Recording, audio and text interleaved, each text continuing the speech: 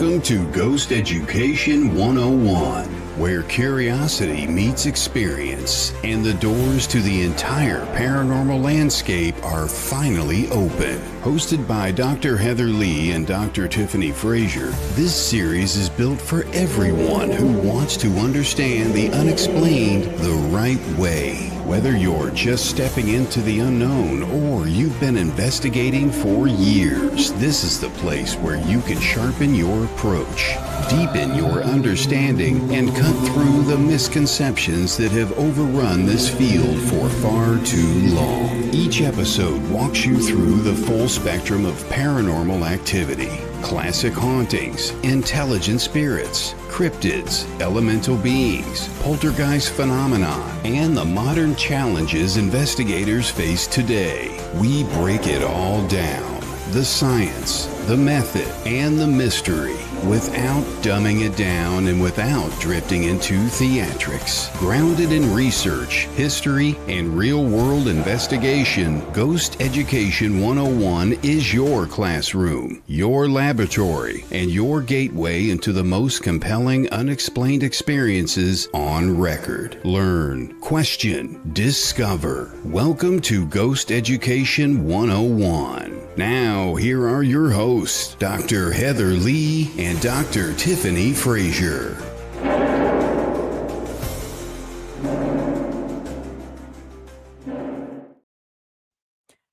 Good evening, everybody. Thank you once again for joining us here at Ghost Education 101. It is just me. Heather got caught up with a family emergency, so everything's fine. She's fine, but she is an hour away from home, so she's trying to get back, and hopefully she'll be able to pop in here in a little bit, but I told her to take her time and just drive safe. So we have a great show planned for you all tonight. We have Rick Waid here, and he is going to talk all things psychic abilities and mediumship. So I'm going to pull him in here, and we're going to get started. Hi, Waid. Sorry. Hi, Rick. I'm sorry. Waid's fine too. How you doing? Good. How are you? Doing You great. have that name. It can go either way. Wade is a great first name too. How are you doing tonight? Hey, doing good, doing good. Awesome. So right before we came on, you said that you refer to yourself as the seer. Tell us about that, and also tell everybody about yourself too and how you got started. Well, I started out in the paranormal field first. That was my first obsession. I wrote about that in my first book, My Paranormal Journey, One Man's Obsession. After working in the field for a certain period of time, I was guided to do something else. And that was to be able to see into the future or to be able to see into people's lives. That's how I first started. I started connecting with people's things around people's energy, like things in their room or things they had for breakfast or things they were talking about.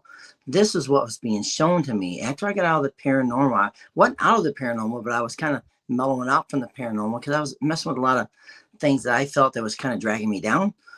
So I started seeing things around people, like just for instance, let's say I would actually take my audio recorder, my favorite audio recorder, and I would actually list 5 things or say 5 things on the recorder. Like, for instance, I would see at my next job site, I would see a circle, half moon shaped driveway, and in the middle I would see a statue of Jesus. So on the recorder I would say that, and then like an hour later I'd drive and go to the next house, and there was that driveway and there was that statue of Jesus. So, which is kind of crazy, right? So I was kind of like seeing the future. That's what I was doing, and at the time I didn't know what it was. I had no clue what it was until I got on it was like a big page before Facebook and MySpace and stuff. There was a lot of internet pages, and one was called Unexplained Mysteries. So on that page, and I said, listen, let me see what's around you, or let me connect with what's around you. And I had just to put a post up there, and people would come and say, hey, what do you see? What do you see? And they would just ask me to connect with them. And the thing is, what's interesting about it, back in those days, nobody had their face on that page. Right. It was an image, a fake name. Nobody put the right information on there. So I was honestly connecting with their energy. Mhm. So it was kind of cool to be able to see things about people and hear things. I was able to hear things and see things. And the reason why I had this interesting hearing is because I had Bell palsy when I was younger. Mm. I lost the hearing. I didn't really lose the hearing, but I was having issues with my left ear, and I was putting peroxide in it, and it was causing some issues with me leaving it in there too long. So I ended up going to the doctor, and they ended up fixing me up. They gave me like a special hearing once they fixed me up. Gave me some Mm. pills to make me grow my muscles or whatever heck's in my ears. I don't know exactly what's in there, but it helped me to grow it back. And what it is, gave me a special hearing, so I could hear a different frequency than most people. And this Mm. is what was so cool about the paranormal was I was able to hear a frequency from a 13-year-old person hearing something, and then my normal 35 in my right ear. So it's kind of cool. Whenever I used to go ghost hunting, I could hear a frequency, a spirit talking to me that would actually communicate with probably a young kid. And then I couldn't hear it on my right ear, but only in my left ear. So that was my first little obsession about that. But to get out of that, what I was basically able to do was now able to hear and able to see things. And like I said, I didn't know what it was. So I read like probably hundreds and hundreds of people on this page. And it was fun. It was exciting. There was always skeptics. Everywhere you go, there is a skeptic. And Yeah. that's cool. I like skeptics, you know. They always battled me. They always wanted to try to tell me what I was doing, try to downplay what was happening to me. And honestly, I didn't care because I was just having fun. But what was going on was later on, somebody told me, what you're doing is remote viewing. And I'm like to myself, what the heck's remote viewing? I didn't know. I had to look it up. But that's what I was doing. I was actually seeing something in another place, in another time, or another state, or another country, in my own basement. I was able to see these things through Mhm. my and through their mind, almost to a point where at one point I thought I was actually reading people's minds. I didn't know what exactly was going on, but I was actually just connecting with their energy, almost to a point where I call myself a seer. I could see through their eyes. So whenever there was something in front of them, I might be able to see through their eyes and see what's in front of them. So that Mhm. was kind of cool to be able to do that. But that was how I started my seer journey. Awesome. Okay. That's awesome. And it's so interesting that you say that you experienced remote viewing just in your house, because I think a lot of people, when they think of remote viewing, they might automatically think of the government and, all of the projects that they did with remote viewing and stuff like that. I think that's what a lot of people might gravitate to off the bat. But um remote viewing, I think, is a topic that isn't spoken about as much as I think it should be. Correct. Yeah. Correct. And the thing is, let's think about it. Are we remote viewing? People, are we remote viewing? Am I really reading somebody's mind? Mhm. Am I getting this ability from a higher spirits or guardians or angels? Where am I getting the information? How am I getting the information? Mhm. So I would practice this stuff and practice and practice and practice. And my gifts slowly started changing. I could see objects around people. Then all of a sudden I started reading past lives. So I just started seeing things in past lives for people. People would come to me for a past life reading. So now I was reading objects around people or seeing things around people and then reading past lives, which is Mhm. really kind of cool. I was throwing stuff out there and it was connecting with people on a level that was kind of freaking them out. I read one lady. I said, you, I keep hearing the name Annie Oakley. I put down a date, a born when the person was born, a date when they had passed. I told her this individual that I'm seeing was very good with shooting, very good, an expert with a gun. I just felt that the person I was reading was connected to Annie Oakley, like part of Annie Oakley's energy or something. Mhm. So maybe her past life. So she sent over a picture and she said, "You're not going to believe this." I said, "Why?" She said, "In my living room, I have a 3x5 portrait of Annie Oakley. I'm obsessed with Annie Oakley. I'm excellent with a gun. I mean, I know all about Annie Oakley. All the stuff that you're hitting on, exactly. I know this stuff because I really feel I was part of Annie Oakley." And Mm. so how cool is that to be able to Mm. connect on that level? Yeah, that's awesome. What's the most difficult part about, because you said you do, now you mentioned this on the panel that you were on a couple months back. You do gallery readings, is that correct? Correct. Okay. So what's the most difficult part about doing a gallery reading, or doing a reading for anybody in general, especially if the person or people tend to be more of the skeptic? Well, I used to be nervous, Hmm. but I've done over 14,000 readings, Oh, wow. so it's nothing to me anymore. So I can go into anywhere and connect. What's interesting about my gift and my ability is I always have this fear I'm not going to connect. Mm, That's actually good to have. I don't go around saying, hey, I'm 100% reader like some people do. I never get anything wrong. I'm amazing. I don't do that. I always tell people, listen, I'm going to try to make a connection. Hopefully we'll make a connection. yeah. If we don't, then it was not meant to happen. But I rarely do not, I really do not, I rarely miss. In other words, I rarely miss, but I do connect on a level. But the thing is, what's so cool about connecting on a level I do is, like I call myself a seer. Many years ago when I first started, I would only read one person a day Mm, because I thought that's all I was supposed to do. I was nervous. I was scared. I would read one person a day. And then I had a show of my own and I had a shaman come on and he said, listen, Rick, this is what you're going to do. I see it. I said, what do you see? He said, you're going to be able to read 5, 10, 20, 30 in a row. I'm like, there's no way. There's no way. So all of a sudden, yeah, years later, that's what I do. I read 25 to 30 at an event. And the thing is, I go from one person to the next person to the next person. And what's unique about me now, I used to have like a little handicap where I would actually take an actual ticket. I give everybody a ticket. I wouldn't call it a handicap, but it was just the way I did things. So I would actually draw out the ticket 101. I would walk to that person. I would have them come up and I would connect with that person. It's a different way, a unique way. mhm, No readers do that. You know what I mean? Usually they'll pick up something here, pick up something there, or somebody come through here. I don't do that. I'm a direct connect reader. So it's kind of cool to be able to actually draw that ticket, pick that person, and go read that person. Well, I don't have to do that anymore with the tickets. I just go and just start connecting whatever I want mhm. to do. I Uh, see. and I'm never drawn anywhere. I don't Mhm, see energies. I don't see any spirits. I don't see your loved ones. I don't see any of that stuff. Okay. That is a protection I have for myself. I don't mhm. allow it to happen because that's a distraction. Okay. That's a distraction. You got a person over here talking, person over here talking. That happened to me when I first started.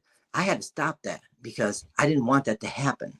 It's So like now, from that movie Ghost where they're just all coming in from all yeah. different directions. And a lot of people say, well, you can't shut that off. I say, yes, you can. Yeah, You you can. Yeah. can. So I basically just shut it off. Mhm, So I only use it whenever I need it. So, and the thing is, as a seer, most people like a medium will connect with the past loved one on the other side. Okay. I don't do that. I connect with the past loved one when they're here, when they were here on earth.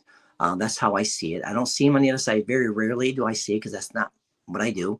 But I'll connect with them when they were here. I'll pick up their emotions or feelings or, you know, what their favorite things they do or, what they had been doing, what their hobbies were or, how they passed. I mean, all mhm, this stuff that I shouldn't know comes to me. Okay. And the people that are watching that I'm reading for, they're shocked because it's almost like I become part of them and I'm actually in their body or in their past loved one's body. And I'm seeing what they're doing.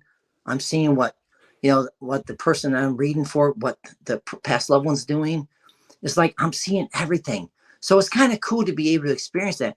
And that's why, a lot of people say, well, I already know all that stuff, but how do I know it? How do I know what your mhm, your mom went through or what your son went through? How do I know that, right?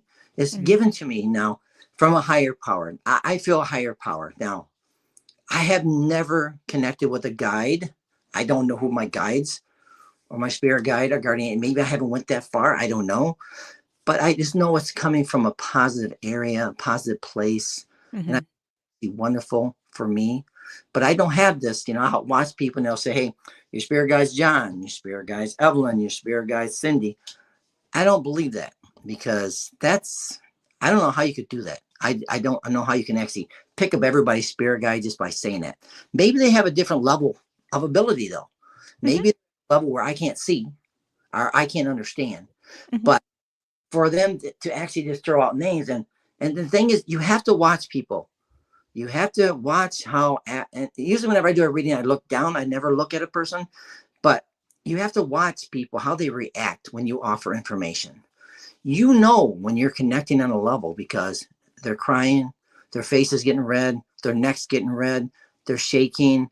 I mean, that is what I do for people.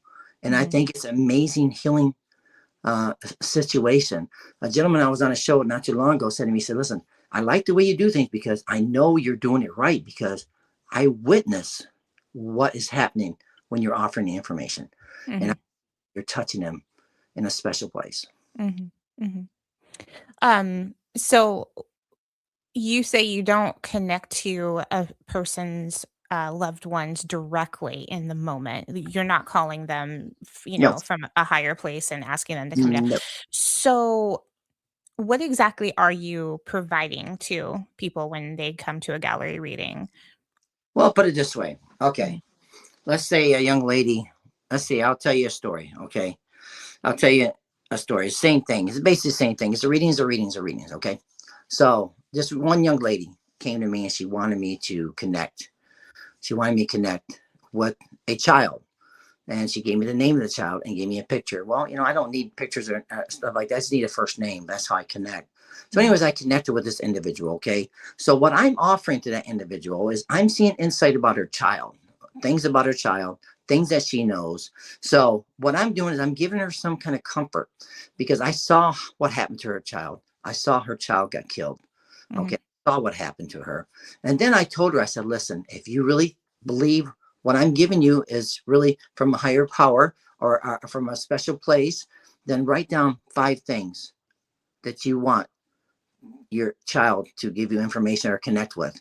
So she wrote down 5 things. And one thing she wrote down was number 3. She wrote down 3 hearts. She would actually, in the shower every morning, she would give a heart for each year of her child in the shower every morning. She does this every morning.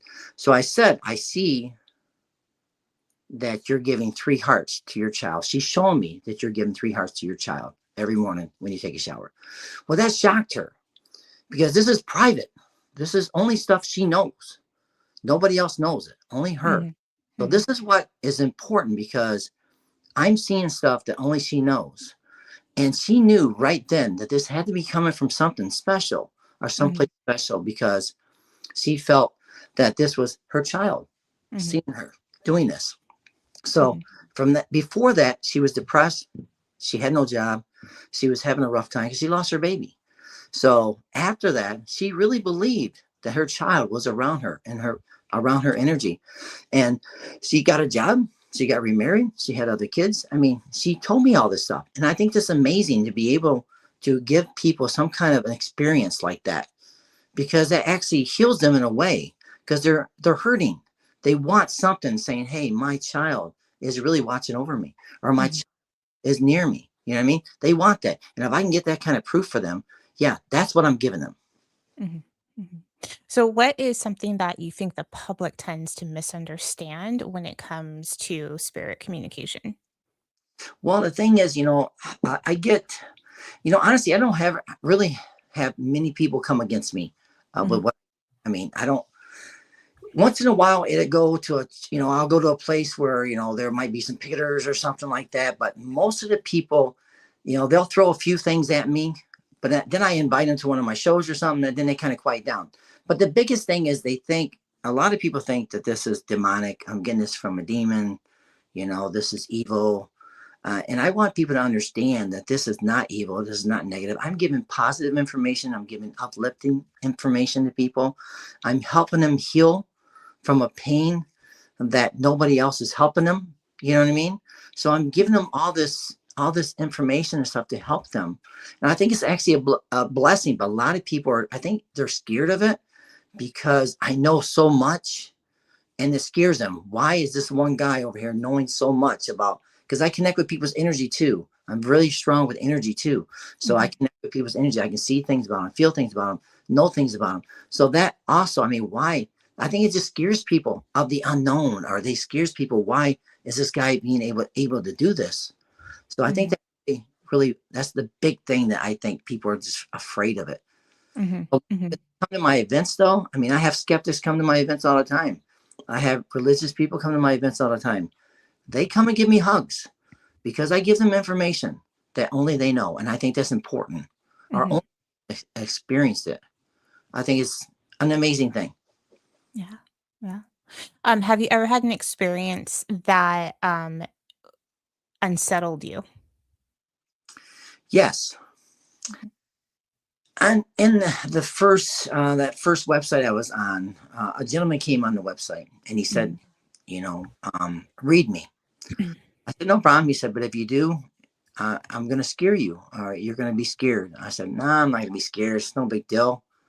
So I Mhm. read the gentleman and I saw really weird stuff.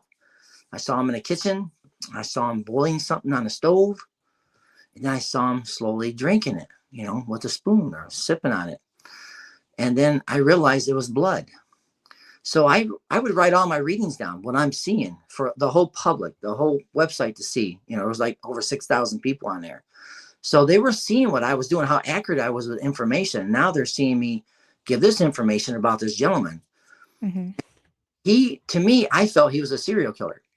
I felt he was a serial killer. That's what I was feeling. He actually killed people and he would actually drink their blood. So I thought it was kind of freaky. But that kind of did freak me out. And I ended up changing my name on the page to a different name because Mhm. because I was kind of scared. And my wife Yeah. said, "Are you crazy? You can't be saying that kind of stuff on the web." But Yeah. I changed my name, and that's how I got the Rick Waid, because that's my father's name. Mm. That's not my name I go by in my own neighborhood. I have a different. Mhm. Right. Right. I got I think Max. that's smart. Yeah. That's awesome. So how do you protect yourself emotionally, spiritually when you do these readings? Because you never know what you're going to or I should say receive, or what information you're going to gather from Well, let me these go readings. things with you. Well, I'm a big empath, so I used to do a lot of readings, and a lot of times sometimes I would read like 4 or 5 heart attacks. And I'm telling you, I could feel it. I could feel it in my chest. I could feel like my heart just Mhm. boom, boom, boom, boom, and feeling the stress in my body. Yeah. So I was feeling it. Years ago, I didn't know how to protect myself. Okay. Didn't know how to protect myself. I do one thing. That's all I do is I just say a prayer. I ask God to cover me with his white light. That's all I do. Even when I go to locations, I ask them to cover everybody with the white light and leave all the energies there. That's all I do. A simple thing. I never have any issue ever. Mhm. Nothing ever affects me anymore like it used to. It used to affect me where I couldn't sleep, where I'd get depressed, where I'd carry the emotions, I'd carry the suicidal thoughts for days and weeks. Well, that don't do that anymore because I asked God to cover me with the white light and it never happens anymore. So that's Mhm. what I do. I don't use crystals. I don't use sage or anything. I don't do any of that. I just do one thing, and that's all I do. And it Mhm. and it works for me. Mhm. Mhm. So you never have information from, whether it be a spirit or come into contact with a spirit's past energy, that is just unnerving for you. That doesn't happen anymore. No, no. Usually, see, the thing is, I've through paranormal. I don't use my gifts on the paranormal like I used to. Okay, Mhm.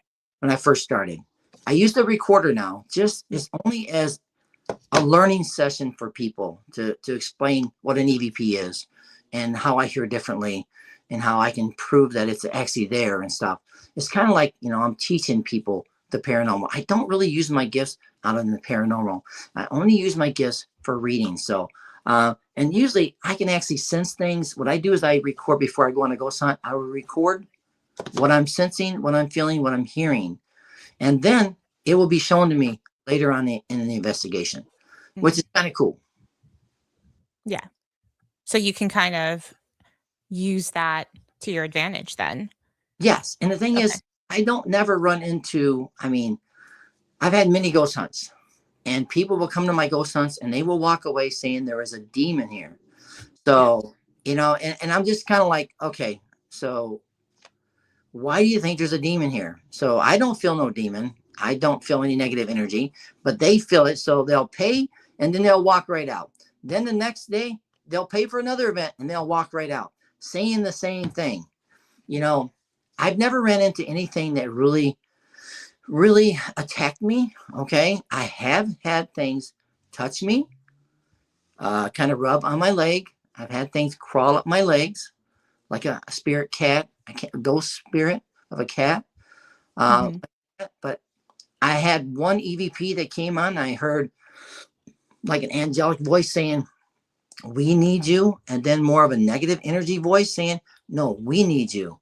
It's like they were fighting over me. Kind of weird. That's what I was hearing on the audio. We need you here. No, we need you over here. So it was kind of creepy. But other than that, though, I really haven't had too much. I've had energies and spirits follow me.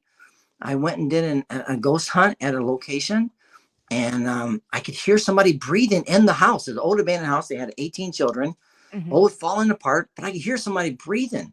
So I went back to my house, like about 5 blocks away, my father-in-law's house, and I'm putting my recorder on there, excited to hear this audio. And what do you think? And behind me in the kitchen is the same breathing.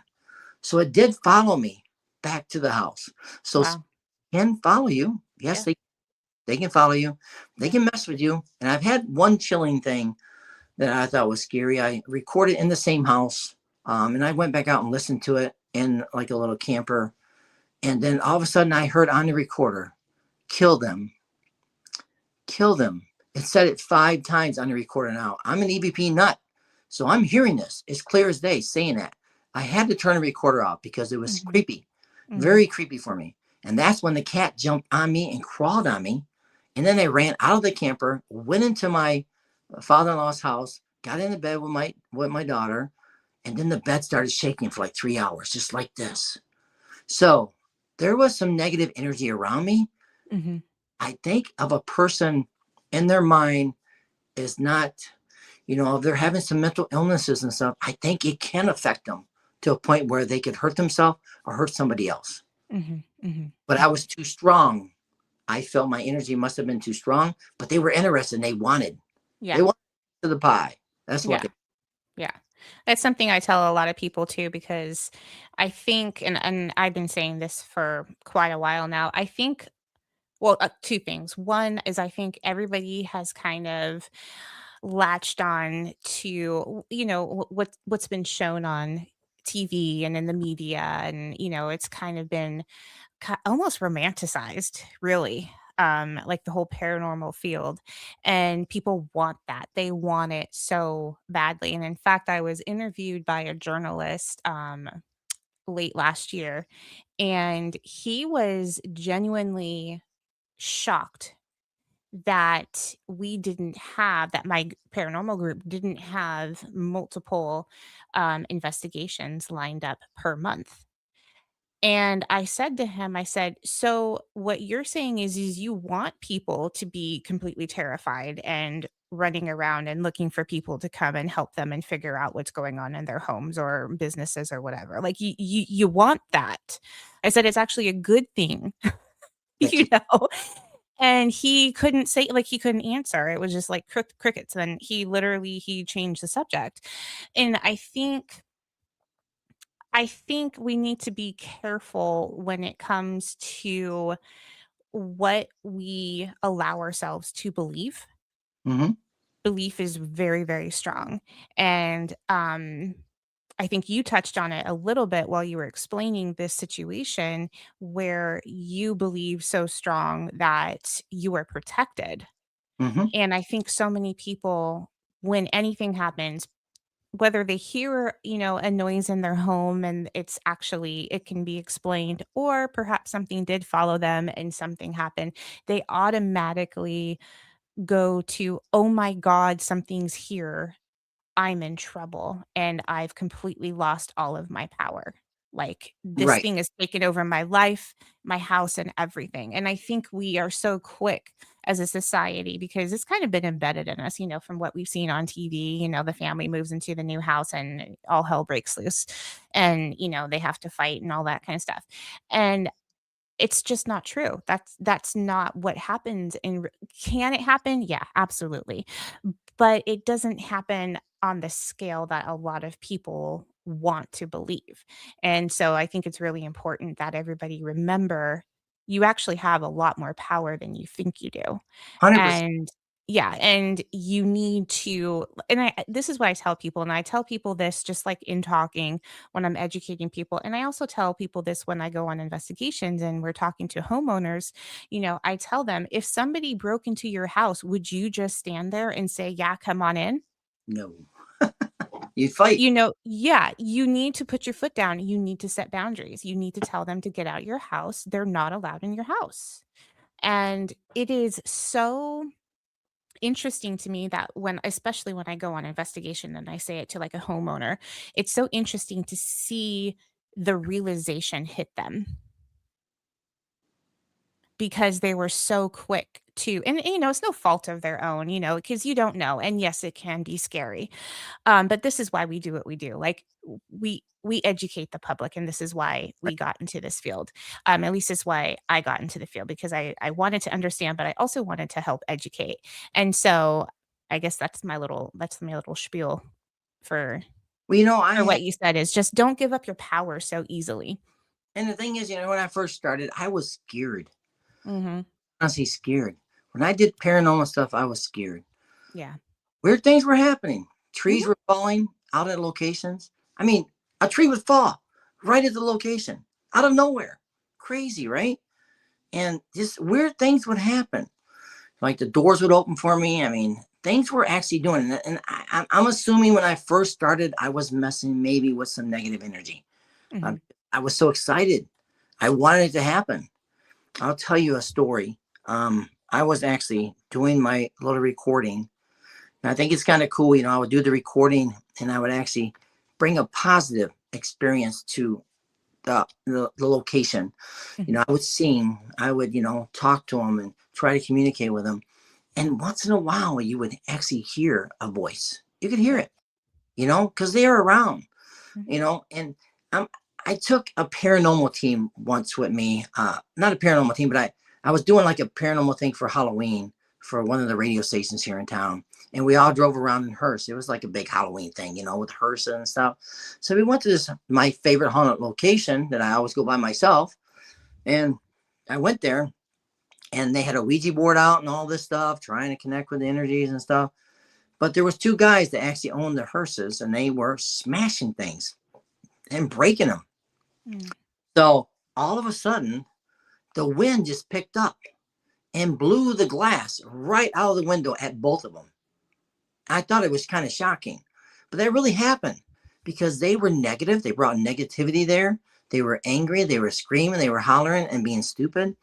But, there is energies out there. And I'm sure there's energy that would probably want to do something like that if you're actually affecting them in that way. Yeah. Yeah, for sure. I always tell people if you go in looking for something, that's exactly what you're going to find. Correct. So you need to be careful of what your intentions are because intent is everything. Oh, yes. Um, so when you go into a supposedly haunted location, what's the first thing you're looking for when when you get there? Well, I'm more of, I've been to so many locations. I think when I first started, I used to have a paper and pencil. Mhm. I would feel things and I would write them down. That's how my investigation would go, which was kind of cool. But like I said, I got away from that. It's more, whenever I do these ghost hunts now, it's more like I do a ghost hunt, but I do a reading event. So it's kind of like more structured of just going there and letting people experience what they need to experience. Usually what I do after an event is I walk through the location after the event by myself. And Mhm. so I can actually sense the place, feel the place, and always something happens. Very interesting, like a door was shut, or you'll hear some knocks, or you hear somebody running. So something really happens when I'm there by myself.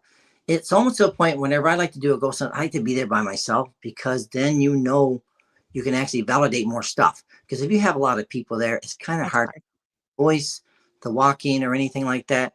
But usually whenever I do a ghost hunt, I used to do it like that, but I just kind of like go there, set everything up, and get everybody all set up. I do like an EVP circle. I get Mhm. everybody in a circle, and I have everybody talk to a spirit and see if they can actually interact. And then I play the recorder, and I'm in the middle of the circle. Then I play the recorder back, and we listen to the voices. So it's kind of like, I kind of teach people, Yeah. how to listen, what they're listening for. You know, I can tell. Okay, I'll say I just heard somebody sneeze, right? But then all of a sudden, on the recorder, right after that, you can hear somebody cough. Well, there was Mhm. nobody coughing. So Yeah. I said, well, you heard me talk about the sneeze, but there was no cough, So, or I will, I have this special hearing where I can hear things on a different level than everybody else. So all of a sudden I will hear somebody say something and everybody else say, did you hear that? And nobody said, no, I didn't hear nothing. I said, well, I just heard a man say over there, shut my mouth. So I would play the recorder back and there it is on the recorder, shut my mouth. And they Mhm. kind of like freak out because see, they're not hearing the same frequency as I am.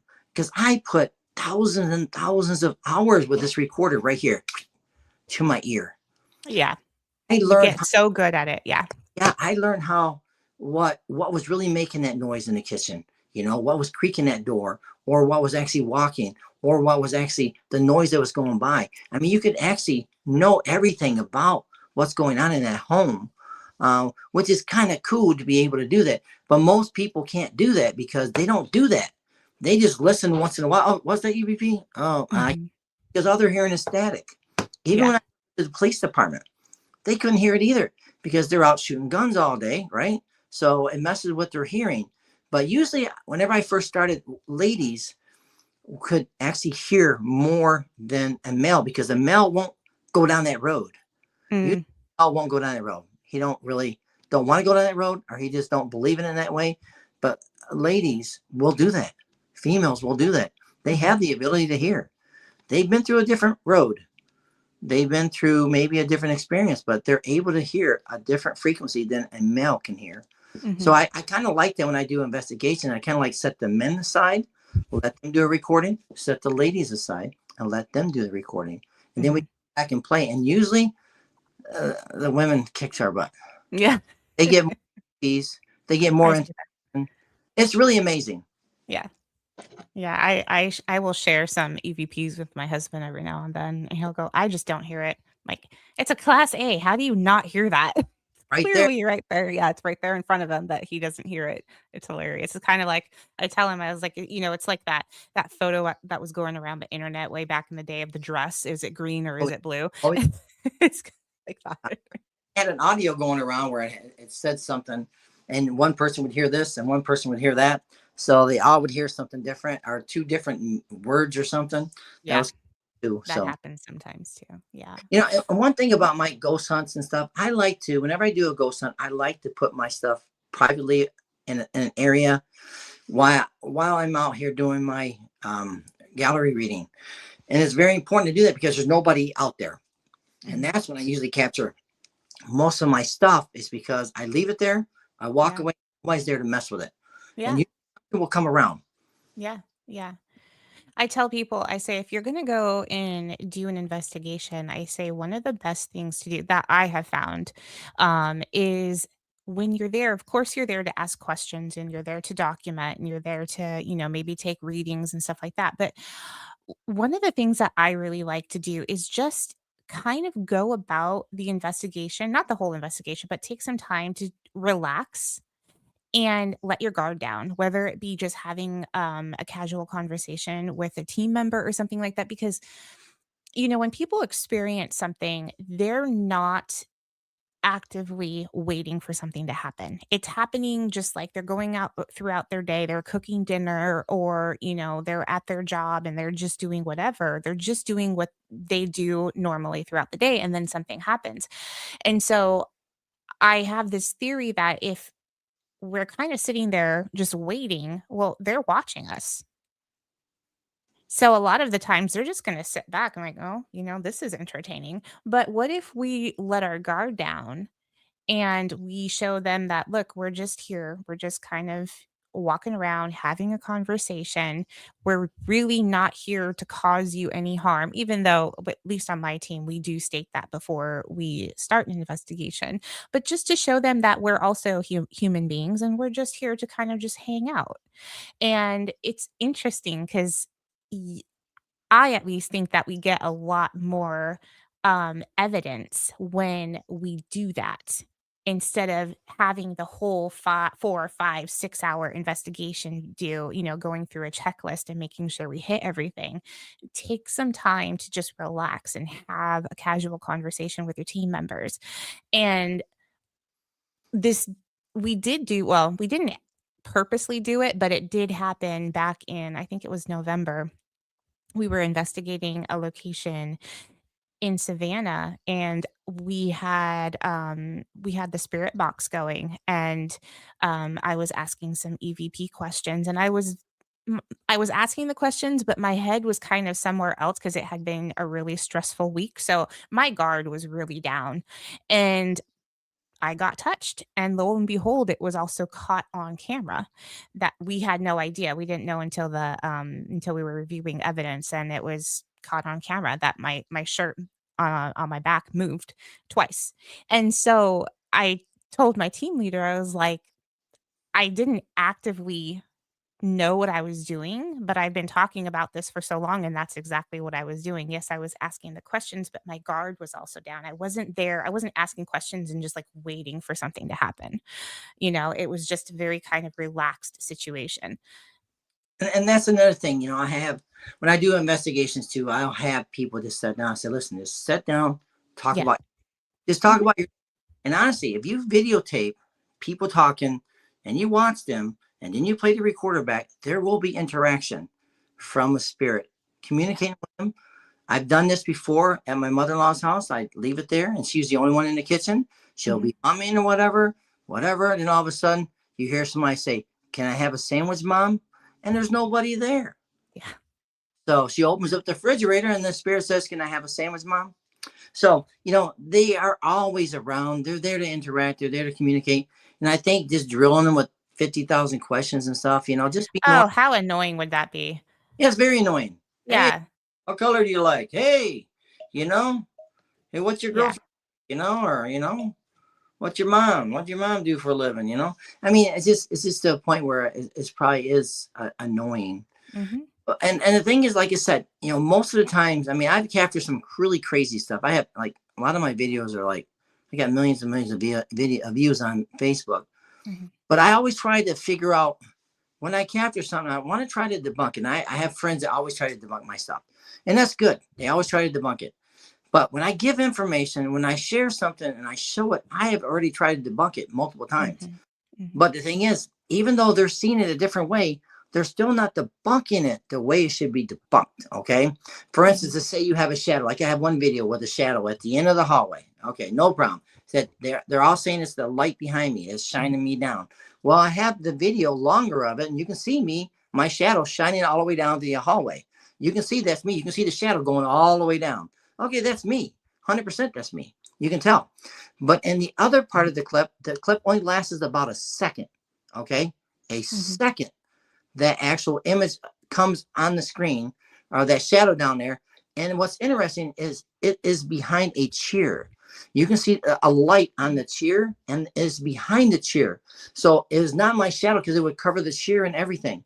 So, and you would see an actual trail, my actual, shadow, but it is not there. So it only lasts a second. And a human being can't jump in the middle of a hallway and disappear within a second. You Yeah. can't, you know what I mean? So I try to debunk these things. And the thing is, maybe I'm not right. Maybe I'm wrong, but I know I see things, I feel things, and I know there's something going on. And I just think, just with that, I feel that extra.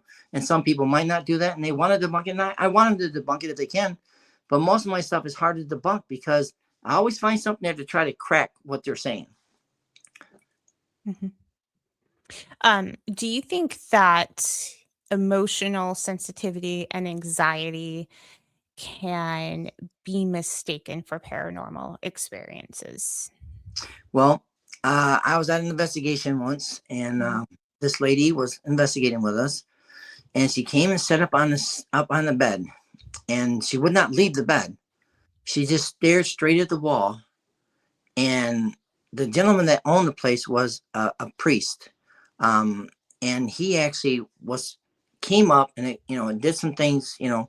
He said the Lord's Prayer, whatever he said, spiritually, what he is taught, and he said that she is not possessed. She's thinking she's possessed, okay, like Mm, demon in her.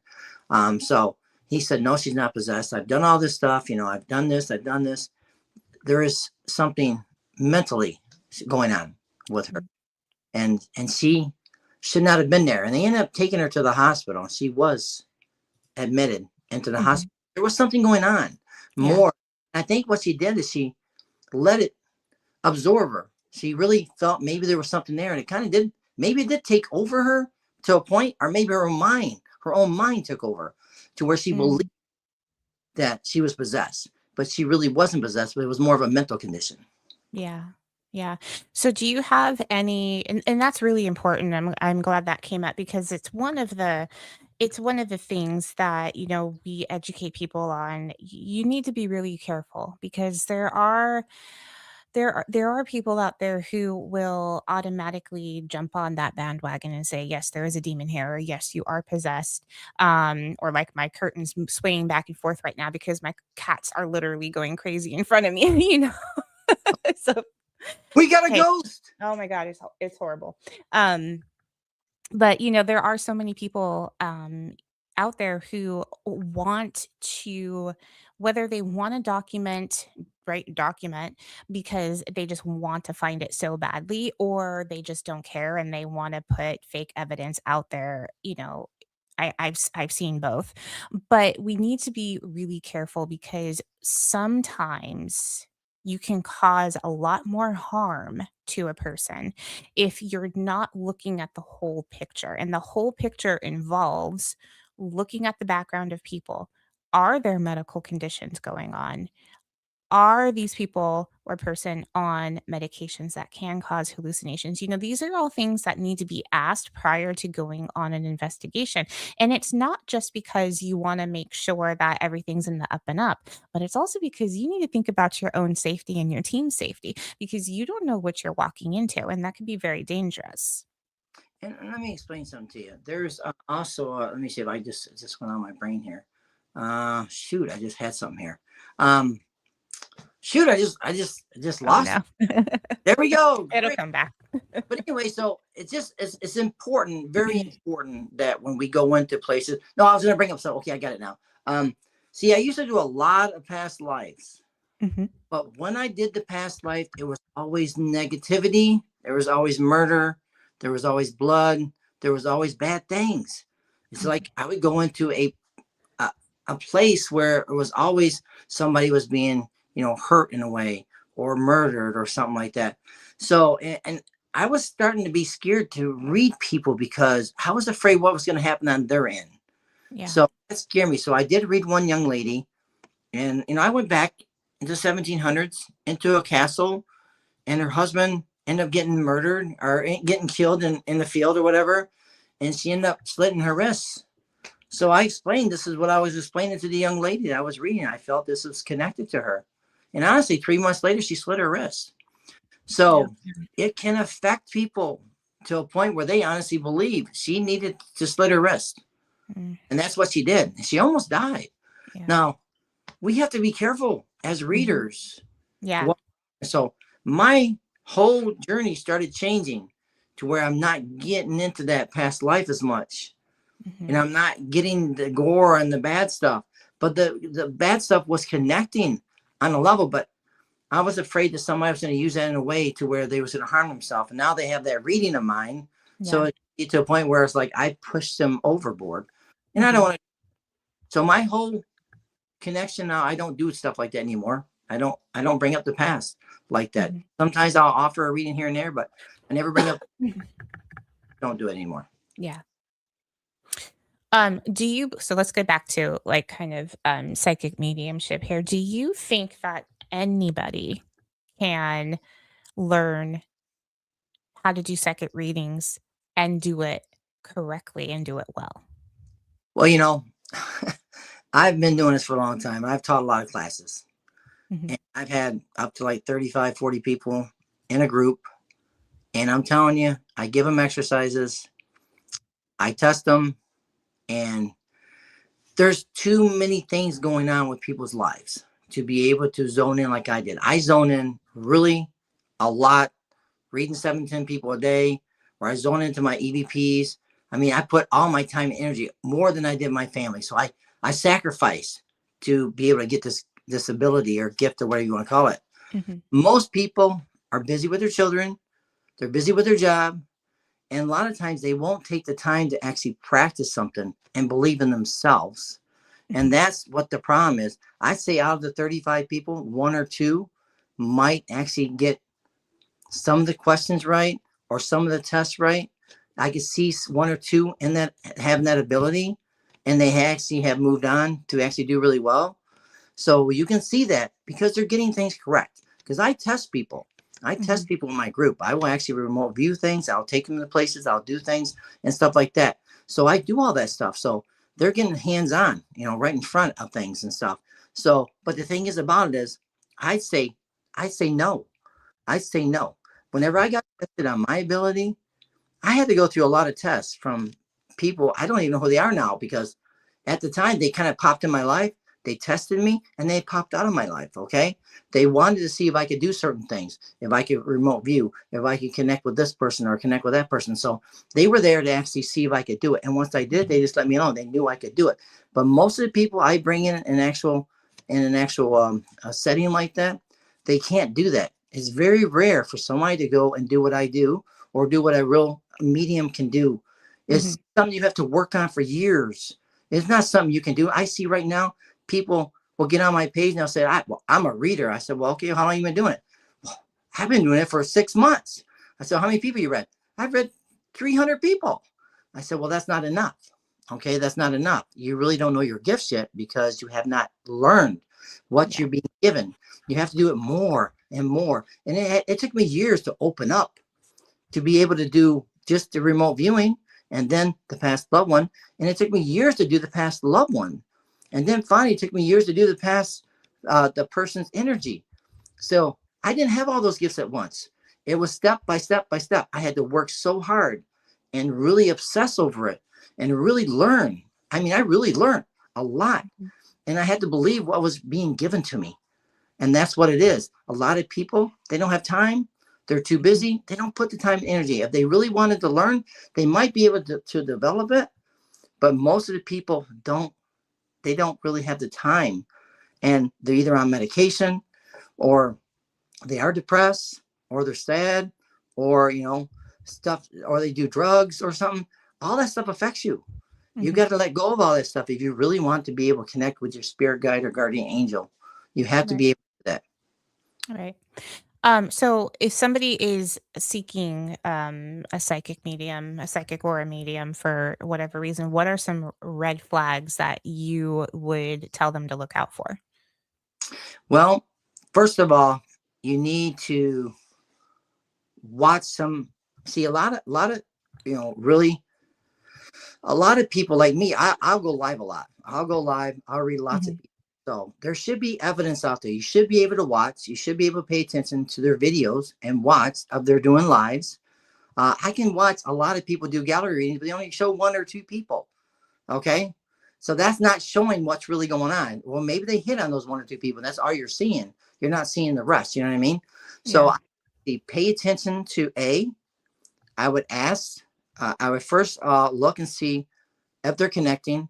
First of all, also pay attention to how they're offering information because I never let a person communicate with me when I do a reading. So if a person wanted me to connect with their loved one, say Janet, I look down, I offer everything I see, and then I give it to them. Then they come back with the information. That's connecting with no interferences. That's not me pulling information out. Pay attention to people saying, hey, okay, so you want me to connect with your grandma? Okay, well, was she kind of older? I'm feeling she was kind of older, you know. Um, Mhm. can you tell me a little bit about? pay attention because they'll fish. It's Yeah. called fishing. So they'll try to pull information out from you. Mm. And I never go back and forth with conversation with people because that's giving you information that you can actually get back, and you can pay attention to somebody, the way they actually look, the way they're talking, the way they're dressed. These people are really smart out here. They can actually look and see exactly what's going on by an individual just by looking at them. They don't have to be psychic or medium. Just by looking at them, they can actually tell and pick up on things. But when you're looking for somebody like that, make sure, you got to watch the money too. You got to pay attention because I'm sorry, nobody should be charging $1,200 for 45 minutes. I'm sorry, that's crazy. I charge $30 for a reading, and I just go whenever I get done with the reading. And the thing is, I get more in 5 minutes than most people get in an hour because that's how I get my information. But yeah, pay attention to that, and pay attention to the money, and just pay attention to references. They should have some reviews, or ask for some references. Ask for some people that actually has been read by him before. Just be careful, because I'm telling you, I have had so many people come to me that's been scammed, and lost. So many We're scams. talking thousands of dollars. Yeah. Thousands of dollars. But they keep going back, and they keep going back because they want information so bad. But I mean, I see it on TikTok. I see it on Facebook.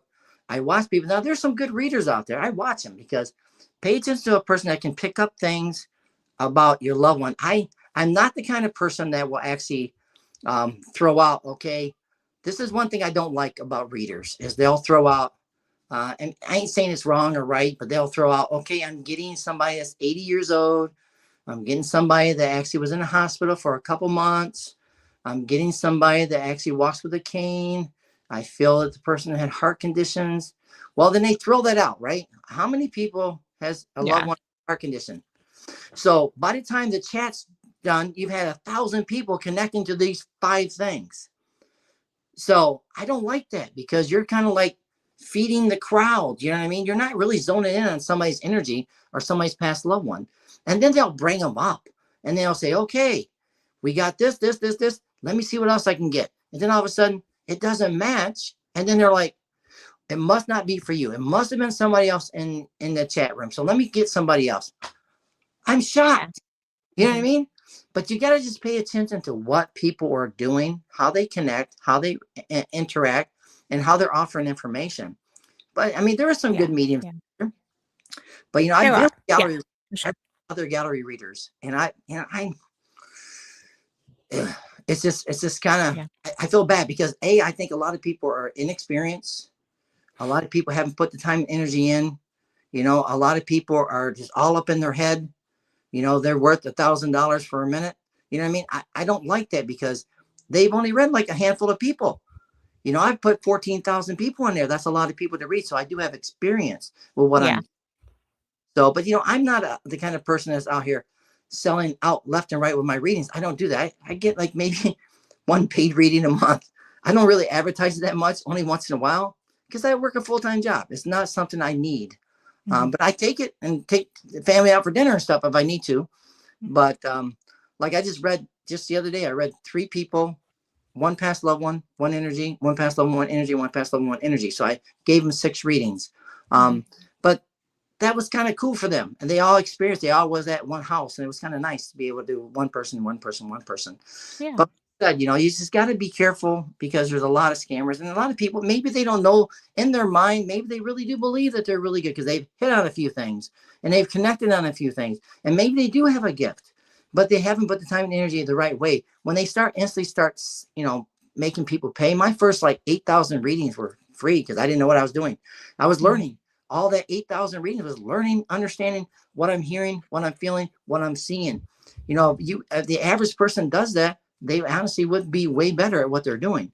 But most people see money. This is about money, and that's what it is. Yeah. What kills me every year around spooky season is the whole curse thing. And you have a curse and I'll lift the curses and all that. Okay. I know one woman, she was scammed out of thousands of dollars because somebody told her that there was a curse on her. And I said, that's not true. And she wouldn't listen. And they won't, because they believe it. Now I did it's so sad. I had this one lady and this gentleman, they was down south of me, and they said, we have a bad demon in our house. I said, okay. Well, I said, well, let's do a video and let me see what I can see or sense or feel. So, Mhm. I kept on picking up on a female. There Mhm. was, the husband's been having a rough time. He felt like, things are being thrown at him. The doors are slamming in his face, and it just seemed like somebody's angry with him. Well, I kept picking up. I picked up the name Catherine. I said, I keep getting the name Catherine. I feel like she's connected to you guys in some way. Matter of fact, I think she's mad at your husband. So I'm giving all this information. That was the sister-in-law, and she had passed recently. Mhm. She was pissed at him because of how he actually treats her sister. Ah, So it's kind of like she was still there in the house living. You know what I mean? She lived with him, but that's what it was. It was no demon, but they right. wouldn't accept that. They wouldn't Yeah. accept. Had to Yeah. go to somewhere else, to a church or whatever, to get that demon out of their house. I said, no, it's Yeah. not. It's just your sister. Yeah. So You don't need to make your life that hard. yeah, how do you describe what's going on in your house if it wasn't your sister? Yeah. Yeah. Yeah. It's interesting because I've said this quite a few times. Um the whole demon thing, it happens way less often than people really want to believe. Oh, 100%. And it's so interesting how they almost get disappointed. Kind of like what happened with the journalist I spoke about earlier. They get disappointed when when you tell them no, because this is the evidence that we were able to capture. It's not a demon, it's just somebody, this is the history that we pulled up, and so this is our theory of, what's going on. No, no, no, it has to be evil. And well, They, like, why would you want it to be evil? Like, just tell them to leave. It's not a demon, just tell them to leave. right. You should be happy. But the thing is, I've done this with little children before, where Yeah. family contacted me saying that their kid was possessed and stuff. And it's just, it's almost like they want it to happen so they could, Yes. I don't know, why would you want your kid to be possessed? You know? Yeah. And it's, and I don't know. I mean, I've watched The Conjuring, I've watched all kinds of stuff. I've watched, all kinds of stuff, the Entity and stuff, the old shows and stuff. That's exciting for people to watch that stuff. I mean, it really, whenever I was a kid, I loved it. I'm like, oh my goodness, that fear, you want that fear. You want to see that stuff. You want to see that creepiness go on. And that's what people are drawn to. That's why certain ghost hunters are really, really popular Mhm. going on.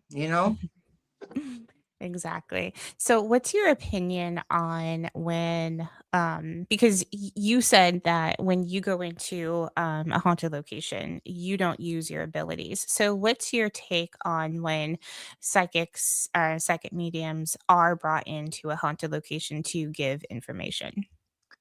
Well, I don't really trust TV. Right, right. And Trust, I'm not referring to just TV. I'm yeah. talking about like in general. I don't really have I don't really work with a lot of mediums Mhm, in any investigations.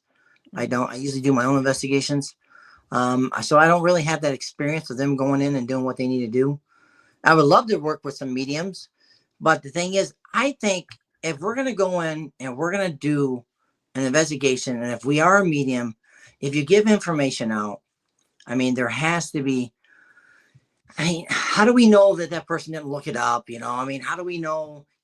I think something like that has to be, like whenever I do my free for ghost hunts, I used to do this for ghost hunters. I would actually remote view and see things, and then it would happen at the location. Okay. That is confirming my gift. Okay. My ability, because I Mhm, saw beforehand and it happened. I mhm. don't work with a lot of mediums, but I've watched a lot of shows, and I know it's shows, but I just don't like how they blow everything up. Yeah. Uh, I see a 8-foot person in the corner that's a bad energy, that's looking over your daughter. That's, I mean, come on. I mean, if they have that ability, great. But why would you, first of all, say that to a man and his child that's a young girl? Why would a media even say that, anyways? You know, Right. Yeah. why would you want to do that and put that poor kid in fear? That's not good. And then, you know, you got to hire some more people to get rid of this demon. Well, if you're a medium, why, and you can do it. Why ain't you getting rid of it? You know what I mean? Yeah. Why do you get 3 or 4 other mediums to come in and actually clear the house? Mm-hmm. And the thing about clearing houses, I don't know anything about clearing houses. I've never done any of that stuff. I mean, does it really happen? I don't know. See, there's a lot I don't know about the paranormal and these abilities to clear houses and get rid of, energies in a house or move a spirit on. I've never experienced all that. So I can't believe it until I see it. So I have to experience it, if I experience, a loved one somehow, a past loved one that's in the house that goes on to the light, and you get a feeling or you get really overwhelming emotion and you cry or something. If it really happens, then maybe I would honestly maybe think different about it. But, there's so many things out here that people fake nowadays and people add to it all the time. It's just kind of sad to me. I would love to be able to move a spirit on. I think I did it one time. Maybe I didn't do it one time.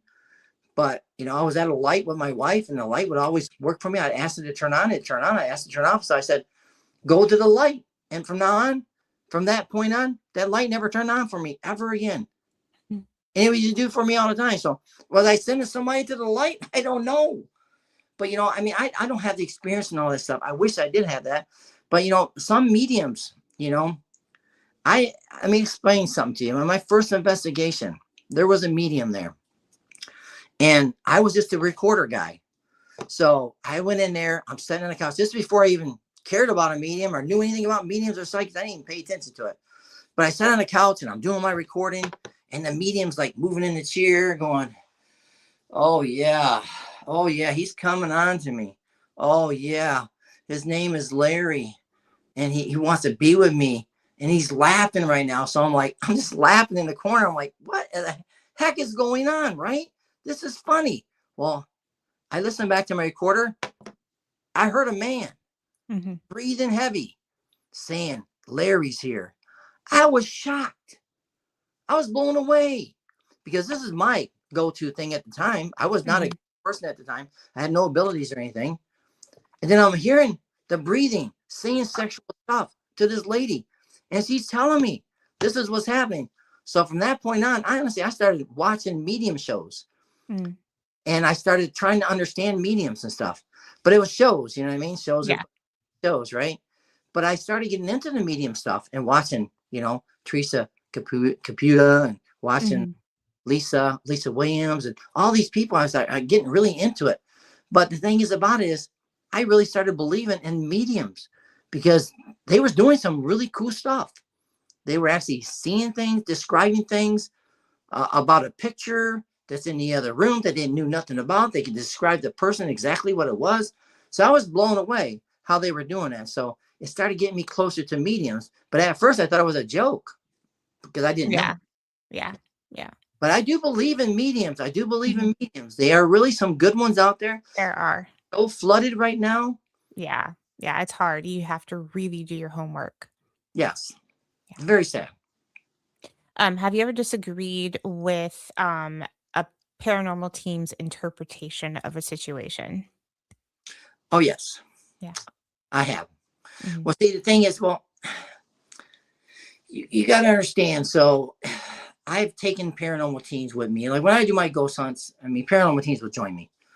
They'll come and they'll do their stuff. And one time I was in a location and, I do my audio. Back then I was the only audio guy. I didn't do anything else, but I believed in it so much. And so I heard this little boy say, I'm 3 years old on the recorder. And there was no children. There was all grown-ups. So I'm in a school, right? So I would go with, but I don't know where the 3-year-old come from. But I heard him say, I'm 3 years old. And you hear a little boy. So I went in there and there were some gifted people that came too. And I put the gifted people on one side of the table. And I put the paranormal investigators on another end of the table. And I played this audio back. And I said, listen here and tell me what you hear. So, and I said, write down what you hear. So they wrote down. There were the 3 gifted people on this side. And there was like 8 paranormal investigators for a team. So the 3 people wrote down what they heard. And on their paper said, I'm 3 years old. They could hear what I was hearing on the recorder. Okay. The paranormal investigators, all they heard was static. Every one of them could only hear static. Now, when we explain what was on the audio, they all listened to it again and they were shocked because they could hear it clear as day. Yeah. Now, why is that happening? We're not putting it in their mind because I just proved the point. I'm not the only one hearing this. The gifted people are hearing it. So they're able to hear this because they hear in a different frequency than what they are. The paranormal investigator is not hearing the same frequency. So that's what it is. But that's what, that's, and they're like, there's nothing there. There's nothing there. But really, there was something there. Mm-hmm. So do you think that, I mean, I truly believe that when you do this for a long time, and I'm not saying that, we become psychics, but I do believe that we are more in tune with things that happen around us. And so we do, like, I mean, I can listen to a recorder and almost immediately pick out EVPs if they're there, and I don't really have the I don't struggle like I did in the beginning with Mm-hmm. what did it say and all of Right. that kind of stuff. So there is some truth to that. The longer you do this, it's just like any other job. You get better at it, right? And you know what to look for. And you're like, no, that is some static, or that's not a true EVP. That is an echo because somebody was pulling tape to tape the cords down to the floor, Sure. or we have a slight echo, like sometimes like the DVR cameras will have an echo of people talking in another room, and it will sound like an EVP, but it's actually not an EVP. It's just Sure. like the echo carrying through the rooms, So, but it's it's so interesting. I tell people it's kind of like when you get a tattoo. You can't explain what getting a tattoo feels like. You just have to like get one and you can experience it. It's kind of like the same thing. It's like when you hear a true EVP for the first time, you know exactly what you're looking for and you'll be able to start picking them out. And that's why it was so cool whenever I used to do my investigation, because people would do their Mhm, talking, I would film, and then mhm. I would play the recorder back, the video back, and say, look in here, nobody said I Yep. was killed. Nobody Yep. said, you can see everybody here, nobody said that. On the recorder says I was killed and a Yeah. person murdered in the house. Yeah. So Yeah. yes, it's there. Yeah. And they're like, no, you cannot say that. We're talking, you got to throw it out. You got it. I said, not if you have video evidence. You don't Yeah. have, you have video evidence, nobody's talking, then you can keep that because it's there, even though other people are talking. And I Yeah. can hear when an EVP comes and I can prove to people because I put it on a program, Yeah. I You can pick it out. Yeah. can prove it. And Yeah. most of the times, a lot of my EVPs are flat lines. So Mhm. nobody can hear that. They're like, it's a, That's what a true EVP is gonna be like. yeah, it, pass it up. Most paranormal investigators will pass up so much stuff. Oh, yeah. It's shocking. They'll Yeah. pass it because they can hear. They can hear the Mhm, frequency. mhm. Yeah. Yeah, and, it's also it's hilarious because there's so many programs like Audacity. Audacity will help you go through it f literally for free. It costs nothing. Yep. And it's so easy to learn too. Like, I know people who record audiobooks through Audacity, it's a fantastic program. So it's not hard, it's just that people I think, are just so resistant. They either don't want to believe, they don't want to admit, or they're passing off evidence that shouldn't actually be evidence. And another thing is what's interesting is whenever I first started with my recorders, I would always bring three recorders. Okay. I'd always Mhm, bring recorders. And whenever I would do a recording or if I would leave, I would hit record all at the same time. Boom, mhm. three recordings. Then I would walk away. I would honk my horn and leave in a haunted location. Okay. I would walk away and then I'd come back and I'd honk the horn again. And then I'd come back and I would listen to the recorder. And it's amazing what you can capture. I could hear Mhm. at exactly 1 minute and 33 seconds a man saying, go get the gun. Oh, At wow. 33, on the second recorder, I hear a woman crying. It's exactly 1:33. You can't, it's impossible.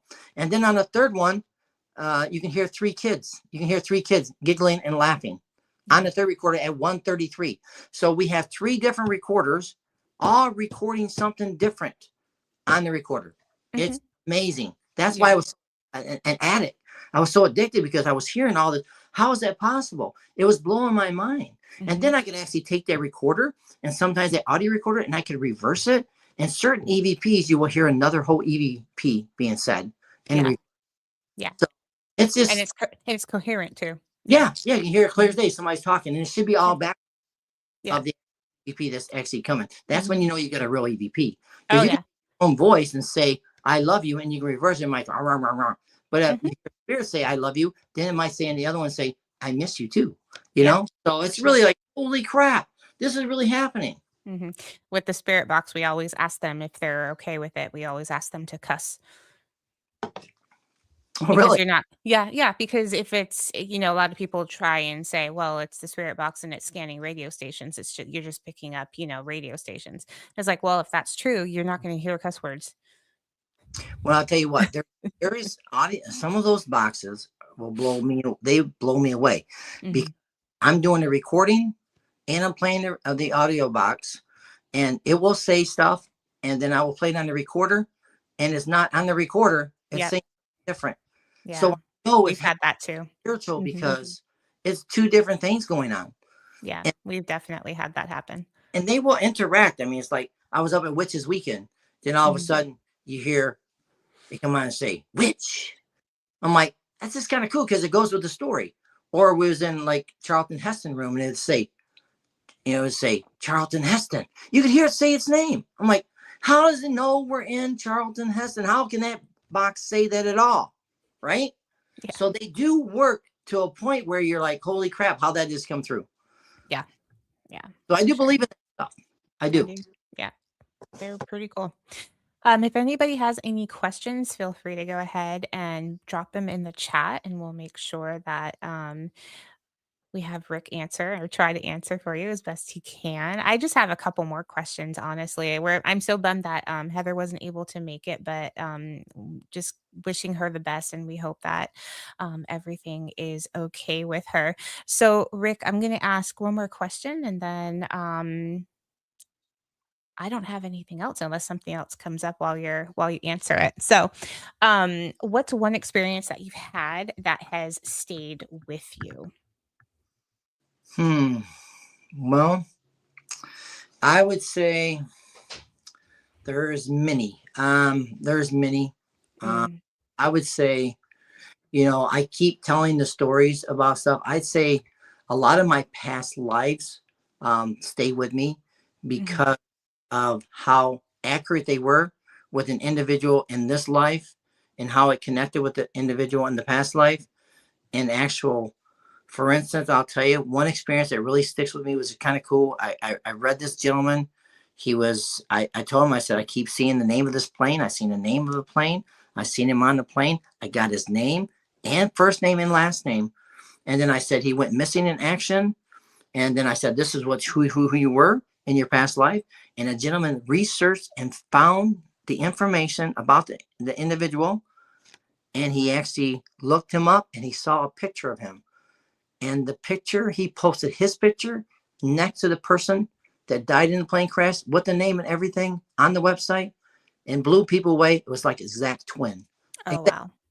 So to be able to, and I have so many experiences and so many memories. That's shocking Mhm, because how do I know? How am I seeing this? And the thing is, he had nightmares all the time of being in a plane crash. So he's mm, experiencing it and feeling it.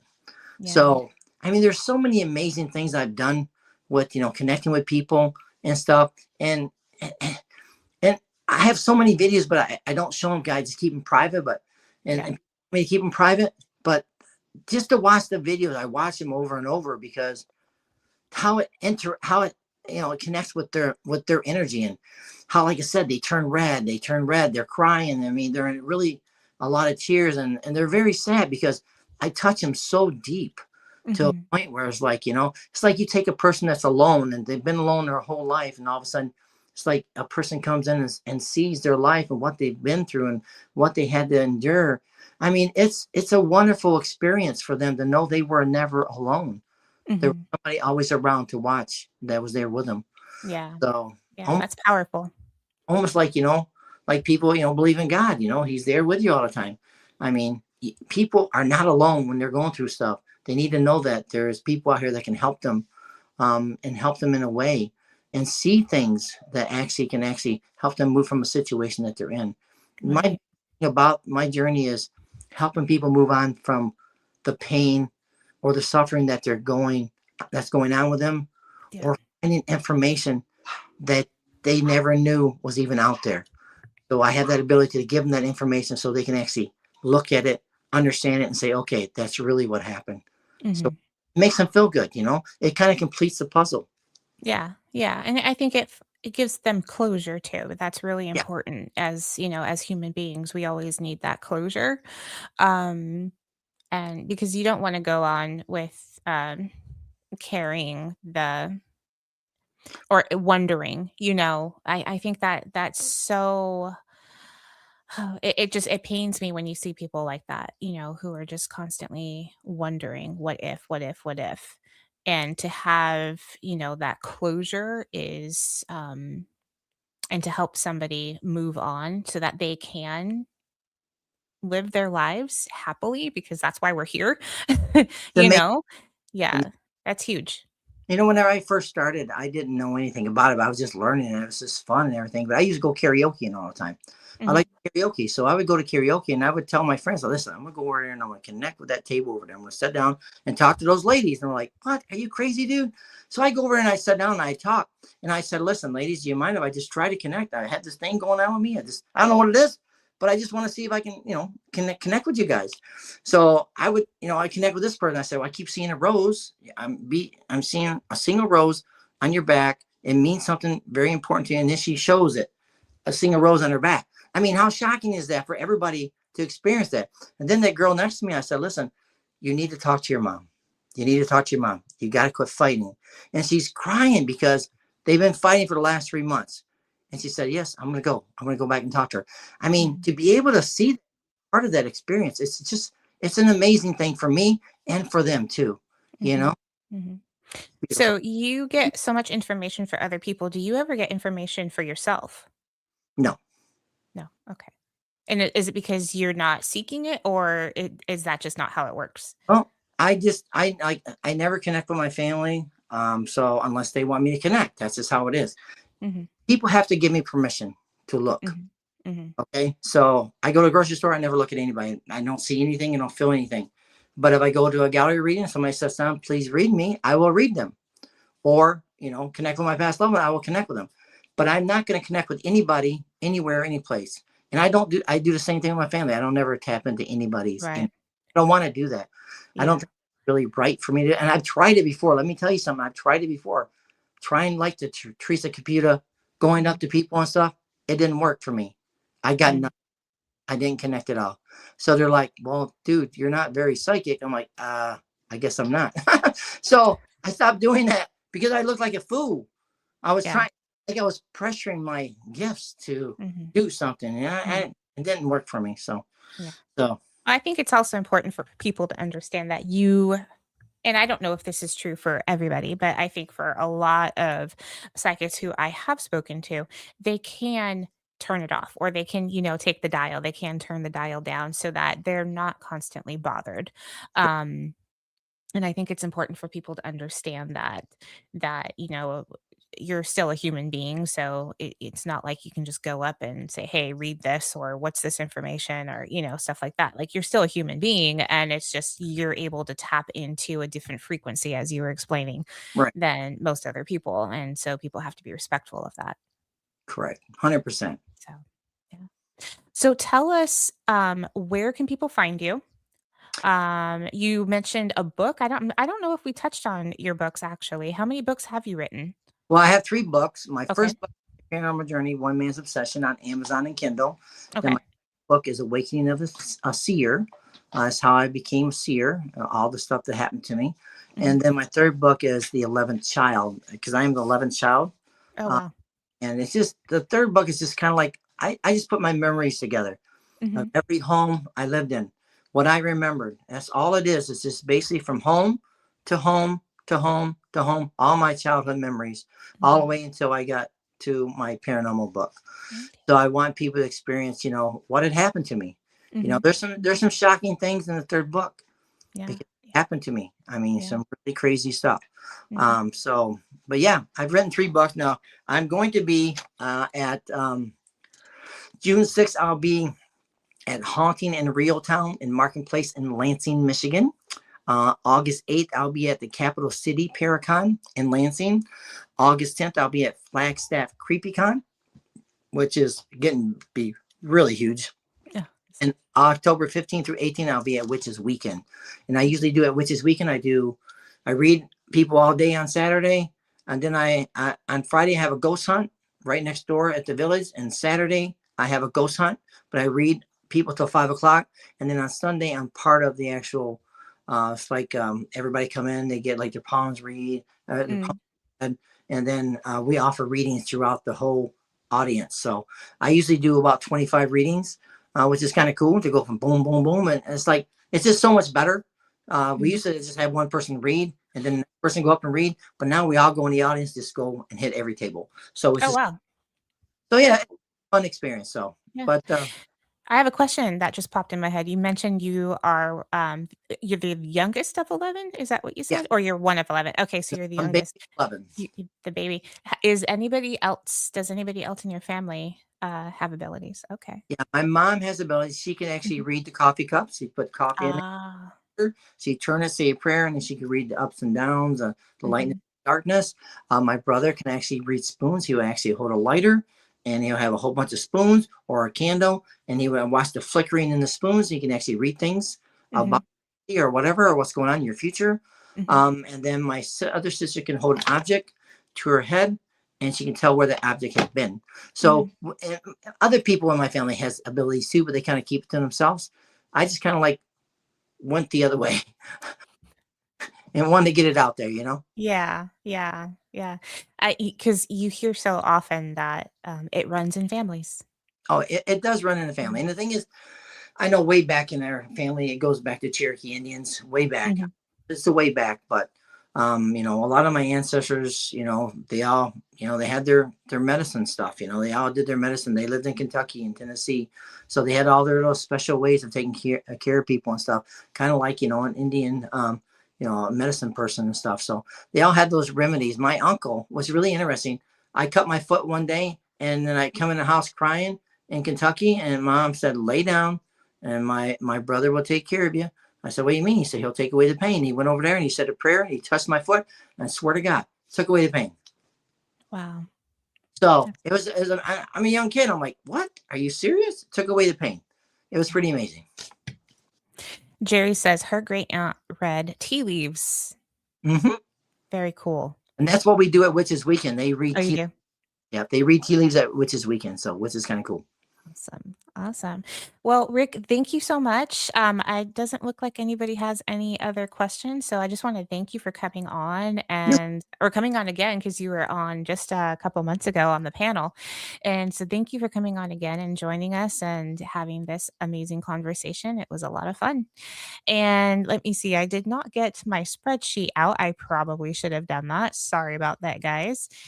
Was running a little crazy. We just started our summer break, so it's been a little chaotic around here with us trying to figure out the different summertime schedule. Sure. It's been a little crazy around here. Um Next week, hold on guys, stick with me. I'm going to pull up what we have next week for everybody. There it is.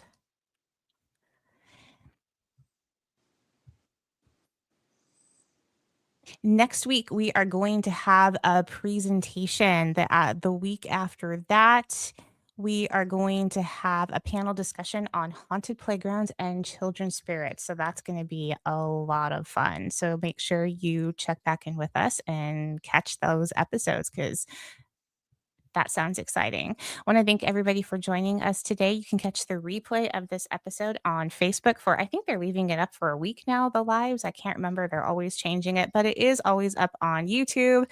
It will go live both on Facebook and YouTube as soon as it's done buffering and doing its thing. It will go live automatically on YouTube. The way you find us is you go to Ghost Education 101 on YouTube and you have to click on the live button. That's where you will find these videos. It won't be under videos, it's under live because that's just how it's listed over there. I want to thank everybody again, and we will see you guys next week. Have a great night. Thank you, Tiffany. Thank you. You're welcome.